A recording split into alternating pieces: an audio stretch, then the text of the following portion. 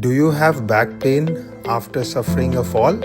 It can be a spinal fracture, and here's how a minimally invasive treatment such as balloon kyphoplasty can help you stand tall again. When bones in your spine become weak due to conditions like osteoporosis, they can collapse and cause severe pain and deformity. This is called a vertebral compression fracture. In balloon kyphoplasty, a small needle is inserted into the fractured bone under live X-ray or CM guidance through a very small minimally invasive incision. A medical balloon is gently inflated inside the bone, and this restores the height of the collapsed bone and creates the normal height which you were born with. This creates space for the cement to fill in.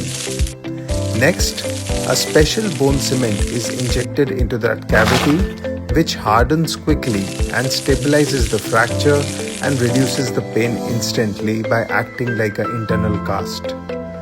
This procedure usually takes less than an hour per vertebra that is fixed, with minimal bleeding.